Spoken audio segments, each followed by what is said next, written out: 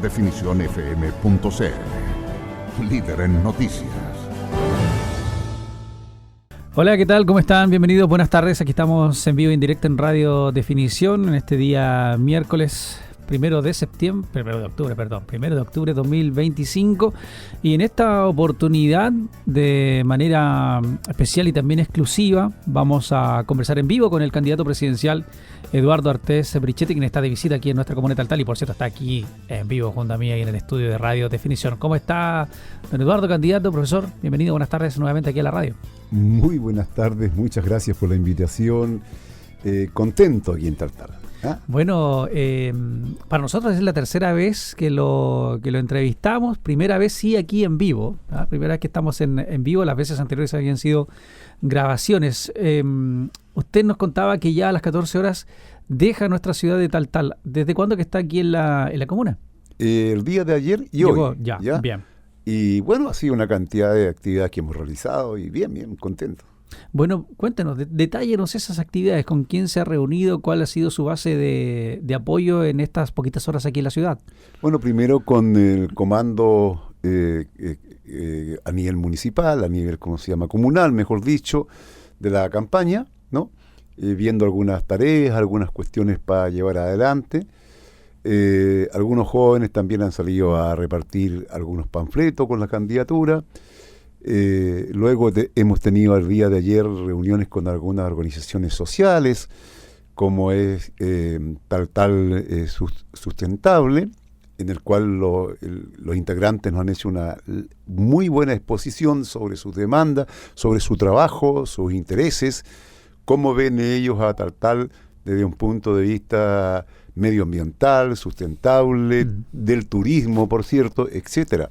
También hemos estado con una agrupación importante de mujeres, de madres fundamentalmente, que levantan esto que se llama Unidas por el Amor, ¿no? Que trabajan todo el tema de niños con necesidades especiales o distintas, ¿no? Sí. ¿Ya?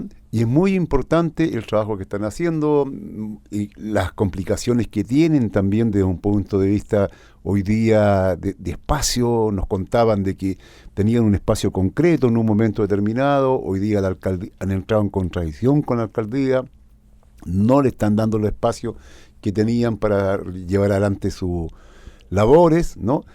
Y bueno, una cantidad de cosas que han ido saliendo y son insumos. Hemos escuchado mucho las propuestas que hay, ¿ya? Y también hemos dado a conocer nuestros lineamientos programáticos generales. Escuché, dijo recién que se había reunido también con miembros del municipio, trabajadores municipales. No, con trabajadores municipales no, sino que se vio la contradicción que hay de estas organizaciones sociales en cuanto a espacio, en cuanto a la relación con la institucionalidad, que no es muy fluida, en algunos casos más bien complicada, ¿ya? Las demandas que tienen son importantes, no son contradictorias, no tendrían por qué ser contradictorias con la función de una municipalidad que, como debe ser, debería estar siempre al servicio, ¿no es cierto?, de la comunidad. Bueno, finalmente en comunas como las nuestras, comunas pequeñas, el rol municipal se nota, ¿cierto? Y tiene un golpe muy fuerte en todo lo que significa la acción a nivel comunal, en todos sus ámbitos. En ese sentido, dentro de lo que es toda su propuesta programática, ¿qué rol cumplirían a su juicio las municipalidades? ¿Están bien como hoy día están trabajando? Porque han sido muy cuestionadas el caso, ¿cierto?, de licencias y muchas otras problemáticas que se ponen siempre en el tapete respecto al trabajo municipal. A su juicio, ¿qué debiera modificarse o mantenerse de la actual forma de manejo administrativo de una municipalidad? Bueno, nosotros planteamos un nuevo tipo de municipalidad, ¿ya? Una municipalidad que esté realmente al servicio, más que al servicio, sea parte de la comunidad, no desde afuera. Incluso nosotros proponemos, y no solamente para los concejales y alcaldes, sino que diputados, senadores, presidente de la República, la figura de el cargo revocable. de acuerdo a ciertas características, que exista un control de los electores sobre los elegidos. De tal forma que no pueda haber que el alcalde, concejal o diputado, incluso presidente de la República, si fuera el caso, ¿no es cierto?, pueda hacer y deshacer de acuerdo a cómo él ve las cosas solamente, sino que tenga que tener en cuenta, ¿no?, lo que opina la comunidad y al mismo tiempo ser consecuente con las propuestas por la cual fue electo. Porque normalmente muchas personas son electas no solamente en las municipalidades, sino en distintos lugares, y no cumplen con las propuestas que hicieron. Después dicen, no, mire, la realidad era distinta y ahora cambio de posición, ¿ya? Y lo cual eso es un fraude, es un engaño, ¿ya? Y de eso hay mucho engaño. Y se lo digo yo como candidato a la presidencia, cuando uno analiza los programas de los distintos candidatos que han llegado en distintos momentos a ser presidentes, uno no encuentra que no cumplen 1, 2 puntos, y eso sería, pero ya hacer una fiesta, ¿no?, de su programa. Sí. ¿Ya? Entonces, ese es un temazo.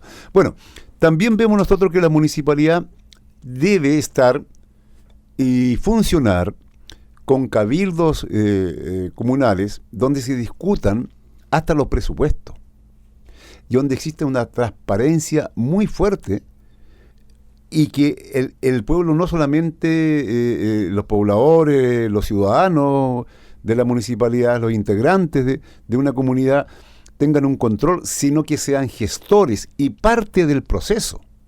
¿Y no hay allí, profesor, también un rol que debiese ser un poco más fuerte, exigirles un poco más también al cuerpo de concejales? Porque la ley establece mecanismos muy claros y precisos para quienes son concejales, precisamente el tema del control y la fiscalización.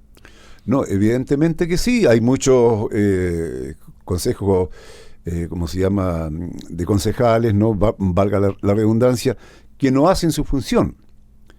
Tienen que hacerla en profundidad, pero aún es limitada.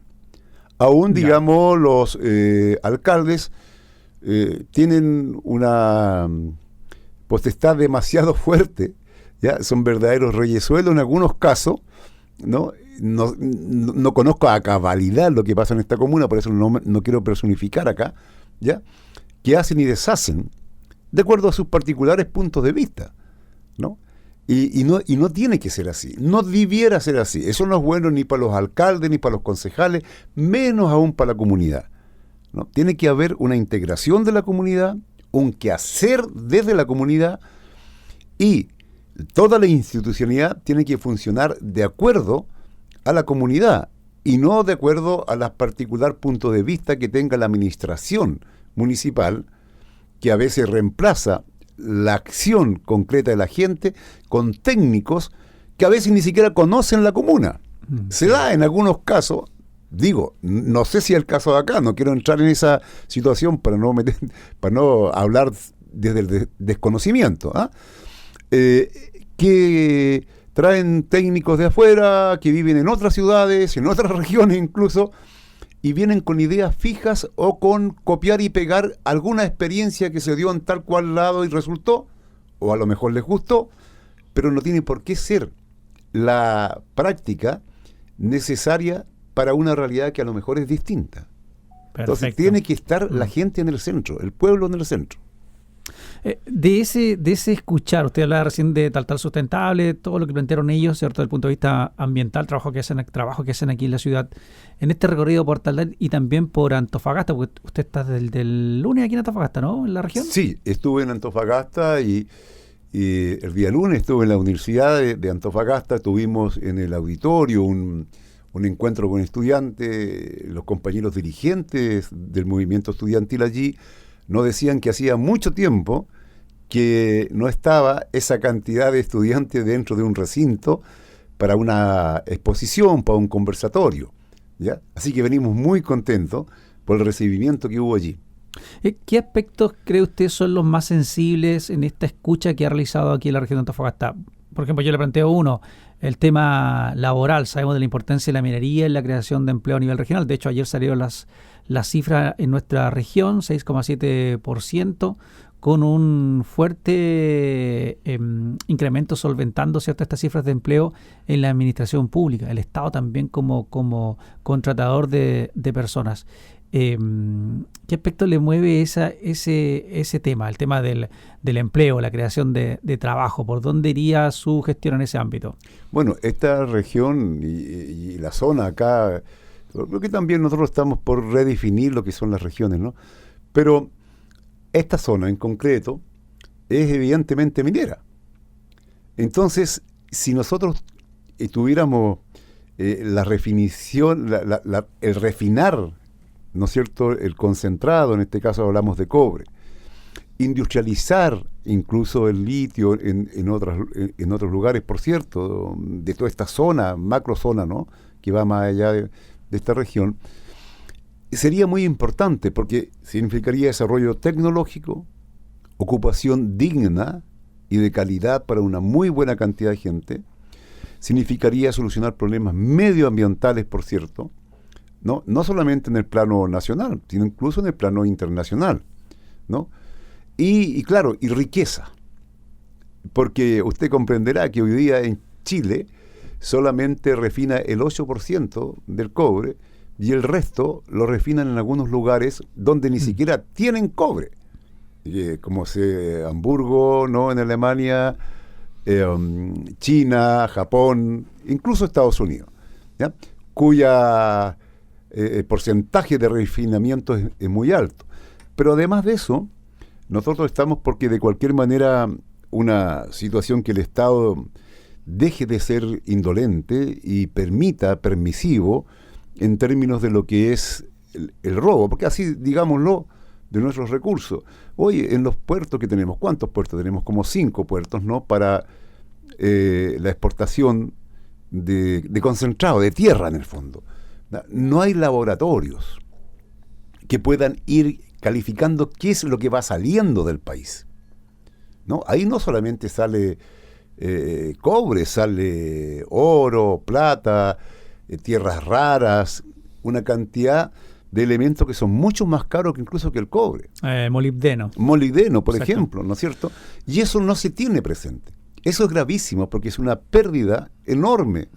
Fíjese que, según algunos estudios, ¿no?, de gente que por ejemplo, como Héctor Vega, Alcayaga, en fin, etcétera, han llegado de algunas organizaciones defensoras del cobre al análisis que no son más que $60,000 lo que vale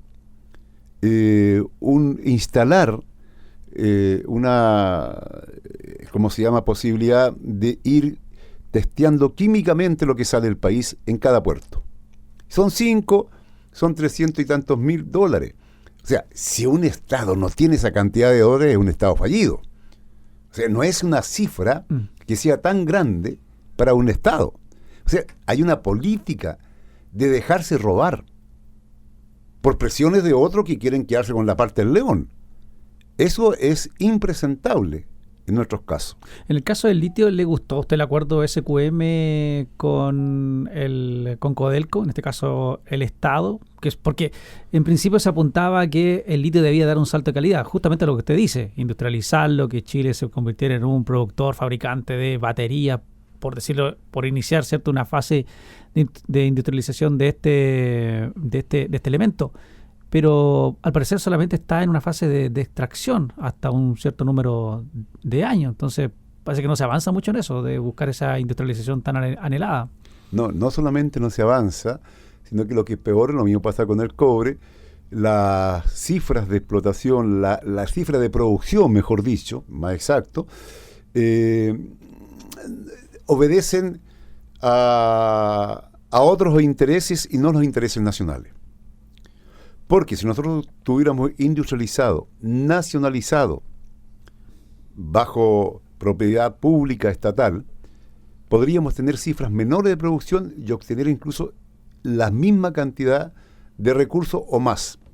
Y lo dejo claro con una cosa que nos quedó patente a partir de la desgracia que hubo allí En el Teniente, ¿no es cierto? Inmediatamente producido aquello, subió en el mercado de metales de Londres, ¿no?, el precio de la libra de cobre en esos días.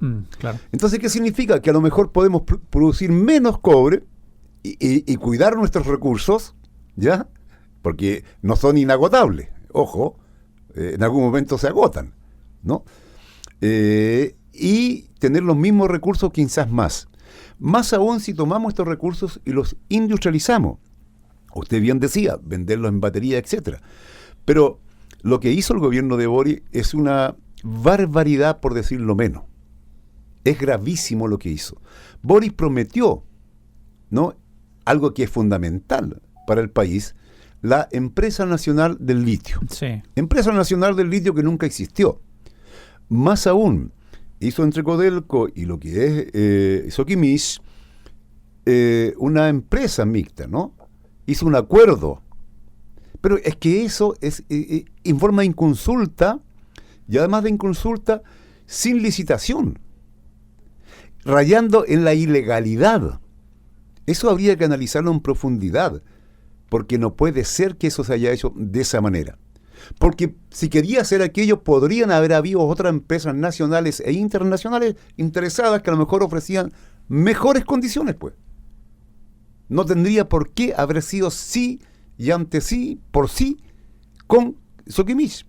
Y hoy día tenemos en Soquimich a doña Francisca Ponce Pinochet, la nieta de don Augusto Pinochet, dictador en su tiempo, ¿no? A cargo prácticamente hasta el año 2060, ¿no?, de la explotación del litio a partir de Soquimich, con el acuerdo que tiene con el Estado. ¿Fue eso lo más, un aspecto del punto de vista político de lo más doloroso para la izquierda, entendiendo que Boric, gobierno de izquierda, ustedes también, parte obviamente de la izquierda, que se haya hecho ese acuerdo en donde el mayor representante de SQM, Julio Ponce Lerú, era el yerno de Pinochet, que el Estado en un gobierno de izquierda con Codelco haya hecho un convenio con ellos? Mira, en primer lugar, hay que dejar claro que el gobierno de Boric no es un gobierno de izquierda. No es de izquierda. Es un gobierno de continuidad neoliberal. Tú no puedes ver en ninguna cosa, ni en la AFP. Pero ahí está el PS, está el PC, sí, está el Frente Amplio, son de izquierda ellos. Los partidos no son como se llaman, sino como realmente actúan y qué política aplican, ¿no? Y la gente que está en el gobierno, al máximo, nosotros la reconocemos como una izquierda hidropónica, decimos, una izquierda sin raíces, o una izquierda indefinida. Una veleta que va de acuerdo al viento, acomodándose, y al viento que sopla normalmente la ultraderecha los va llevando en una dirección determinada. Esa es la primera cosa que hay que dejar claro. No se trata solamente de la figura de Francisca Ponce Pinochet, que ya es algo que es complicado. Se trata en definitiva de la propiedad y de los recursos que se están perdiendo ahí o que se están robando, ¿no?, que debieran estar al servicio de los problemas gravísimos que tenemos en el país en salud, educación, vivienda, etcétera. Hoy día tenemos, estimados auditores, y esto hay que tenerlo claro, un 32% de los niños y niñas de Chile no duermen en cama propia. Tenemos un 35%, otros dicen un 40%, de personas que arriendan casa y no tienen ninguna posibilidad prácticamente en toda su vida de ser dueño de una casa. Esas son realidades muy duras, ¿no?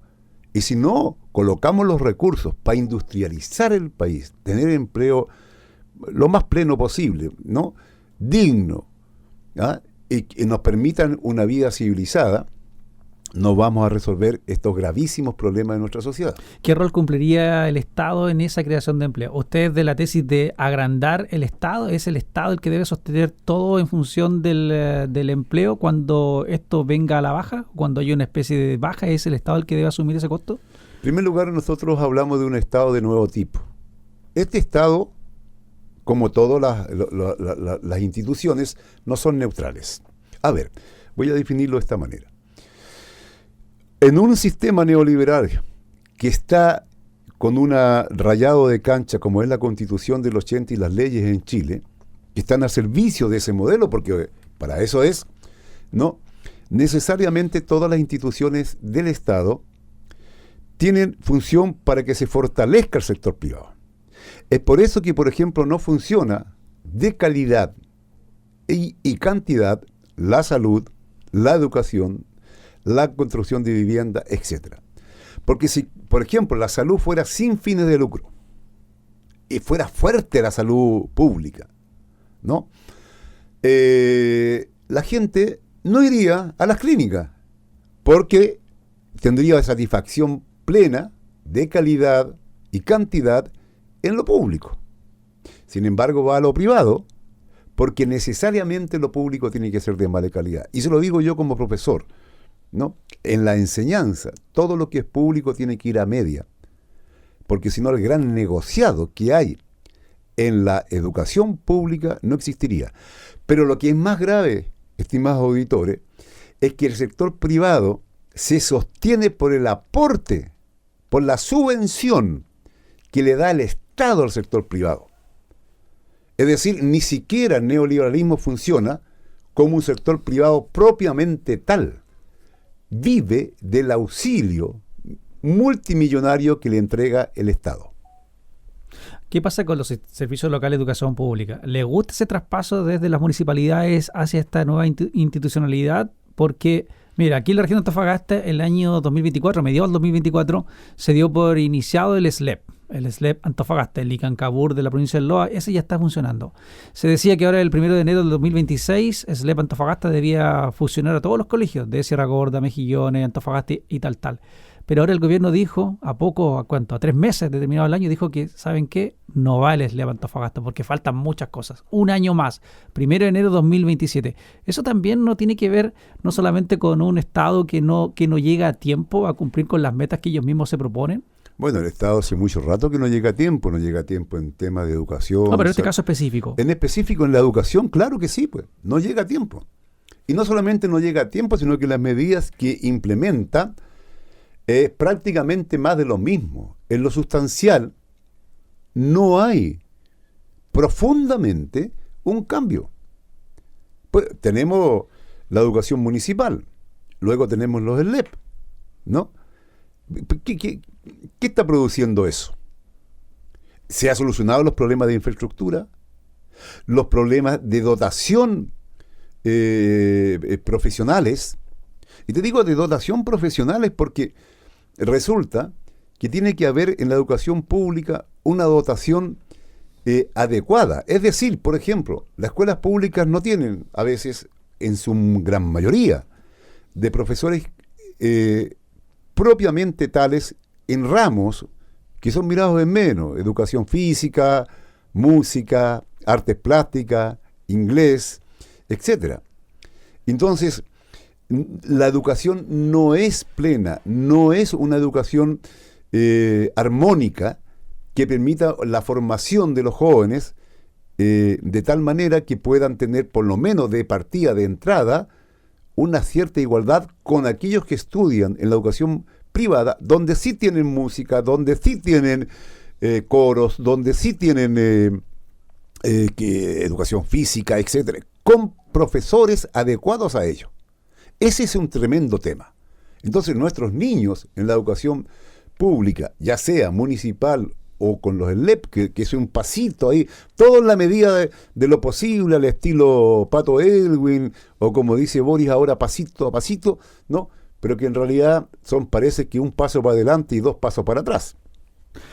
Usted decía también, hablaba del tema de salud, de la calidad de salud. Si el sistema público fuese óptimo, nadie iría a las clínicas.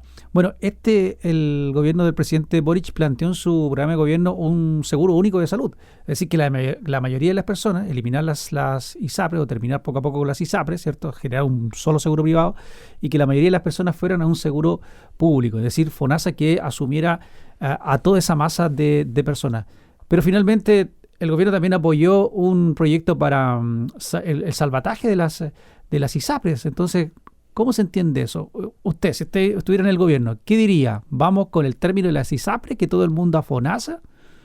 Mira, el tema es el siguiente. ¿Quién financia la salud? El Estado. En realidad nosotros, los ciudadanos, sí, porque el Estado no tiene plata. Y los ciudadanos financiamos al Estado. Y sobre Exacto. todo, y con una cosa que es bastante perversa, como es el impuesto indirecto del IVA. ¿Ya? Sí. Porque los trabajadores sostenemos esos impuestos. Los trabajadores, el trabajador sencillo, el que gana menos.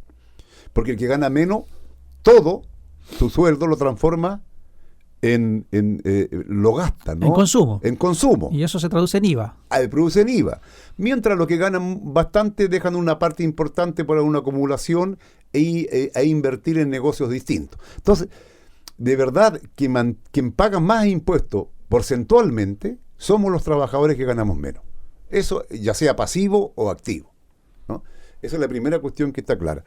Lo segundo, que la salud, y en este caso las ISAPRE, claro, si existiera todo un sistema tendría que prácticamente desaparecer como una consecuencia natural, no es una cosa artificial, ¿no? Hoy día, por ejemplo, estuve yo en Coquimbo con los dirigentes de la FENAT, ¿no? De la cuarta región, y ellos nos contaban que los sueldos de los trabajadores fluctúan entre 600, 700, con los descuentos salen menos del mínimo, ¿ya? Y que llevan el peso de todo el trabajo prácticamente, y que incluso las instalaciones hospitalarias hoy día se han ido privatizando, permitiendo que verdaderos grupos organizados de un punto de vista económico, como empresas, pyme o ya de mediano nivel y de alto nivel, ocupen las instalaciones de los hospitales desde las 5 de la tarde hasta las 6 de la mañana para todo lo que significa cirugía, donde todo se resuelve con cirugías que tienen unos valores increíbles. Es decir, la infraestructura que es dotada y financiada por nuestros impuestos al servicio de empresas privadas. Es que eso es bárbaro. Eso es bárbaro. Eso es como tomarle el pelo a nosotros y después decir, mire, lo privado funciona mejor que lo público. ¿Y cómo se redistribuirían esos recursos para que ese seguro público o que las personas no tengan que asumir esos costos que dice usted que hoy día se adoptan en infraestructuras públicas? ¿Cómo se redistribuye lo que hoy día tenemos como un Estado, como un país que produce tantos recursos versus todas esas necesidades de salud que hoy día son tan urgentes? Las listas de espera, que ni hablar, son de años gente esperando por una atención de especialista, por una atención oncológica, por una cirugía. Aquí en la región tenemos casos pero evidentes y patentes de las altas incidencias de cáncer y mortalidad asumidas por esas mismas enfermedades. Así es, hay un problema de recursos sin lugar a duda. ¿Es solo un problema de recursos, candidatos? ¿Solamente recursos? No, ¿O no hay gestión allí, no hay dinero que se pierde entre medio? Es de recursos, de gestión, de la orientación que debe fortalecerse, ¿no? Ya decía y explicaba que estos recursos van en beneficio de los sectores privados. Entonces, si tú pones recursos para que se fortalezca el sector privado, nos complicamos, ¿no? Pero si reorientas todo para fortalecer el sector público, pero además de eso, al principio comenzábamos hablando aquí en esta entrevista de recuperar el cobre, el litio, e industrializarlo, y eso nos generaría una cantidad de recursos que indiscutiblemente podríamos tener, incluso no solamente dotado en lo material va a redundar en una mejor administración, porque nos va a obligar a aquello, ¿no? Y claro, estaríamos solucionando gran parte de la emergencia. Por otro lado, como vivimos una emergencia de salud que es gravísima, hoy día en forma oficial se habla de 2.700.000 y tantos mil, prácticamente 2.800.000 personas en lista de espera. Es más que eso, ¿ya? Pero eso son lo que dice la cifra oficial. ¿Y cómo tú resuelves eso? ¿Esperando que el mercado resuelva o interviene el Estado? Si nosotros tuviéramos recursos, pondríamos todo el aparataje estatal, desde los hospitales militares, policiales, desde lo que es las clínicas privadas, todo a enfrentar esa emergencia sanitaria, ¿ya? Y resolver eso. Pero una vez resuelto y eliminadas las listas de espera, a partir de la solución de la demanda, hay que crear las condiciones para que no nuevamente empiecen a aparecer y aumentar las listas de espera. Porque si no sería una cosa de nunca acabar. Terminamos con lo que hay y luego acabemos lo mismo. Hay entrar entonces en un nuevo sistema. Y allí la opinión de las federaciones de trabajadores, como son la FENAT y otras, para nosotros es fundamental. Ellos hoy día están muy complicados porque de acuerdo a la ley ni siquiera pueden tener paralización de funciones, y cuando se paralizan un día, todo el mundo grita, no, que se perjudica a la atención del público. Pero por cierto que se perjudica. Pero a ver, sí, claro, pero cuando porque yo también soy usuario del sí, pero hospital cuando público. tú dices que te tienen esperando 5 años en algunos casos, ya no es culpa de ese día. Y ese día, en la mayoría de los casos, los trabajadores es para mejorar las condiciones de trabajo. Fíjate que las últimas movilizaciones en salud no han sido tanto por mejoría de sueldo, a pesar que sus sueldos son exiguos y son bajos, sino que son para mejorar las condiciones materiales de trabajo, para mejor atender al público. Ese es un dato. Ojo, tú analiza las propuestas que han tenido en ese sector. Bien. Oiga, profesor, sabe que se nos va el tiempo. Son las 13:37. Sabemos también de su agenda, que tiene que pronto ya partir. Una conclusión solamente para terminar esta visita aquí al norte, y cuéntenos de sus siguientes pasos. Bueno, hay muchos pasos. Yo voy a la región metropolitana rápidamente ahora a resolver una cantidad de cosas, reuniones, entrevistas en distintos medios, etcétera. Pero luego estaremos el domingo en Arica con los pescadores artesanales, con los pescadores que nos han invitado a una asamblea general de ellos, ¿no?, a participar como candidatos con ellos. Y luego el día lunes estaremos en la Universidad del Norte, invitados por la Federación de Estudiantes, donde ellos han determinado, digamos, que estemos ahí. Así que estamos muy integrados en aquello. ¿Y qué más te puedo decir? Mira, a tener confianza. Este es un país muy rico, con mucha gente preparada, y que se merece una mejor calidad, y la vamos a lograr, porque muy rico, con muchas deficiencias, muy llenos de pobres, muchas dificultades y también mucha corrupción por medio, que indiscutiblemente debe terminarse en servicio de la gente. Con mucha gente preparada, profesor, pero a veces muy lejana de los ámbitos políticos. Pero mira, es tan grave lo que hay, estimado. Sí, hoy día tenemos 1.382.000 estudiantes universitarios, pero cada año que salen los estudiantes hacia afuera, la mitad de ellos no encuentran trabajo en lo que estudiaron y tienen que ir a trabajar en otra cosa.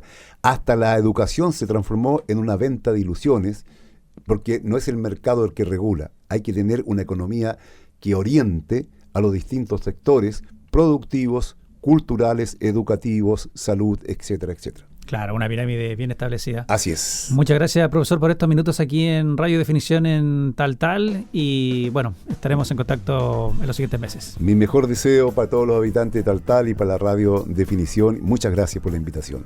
Sigan en compañía de Definición FM. Hasta pronto, chao, buenas tardes.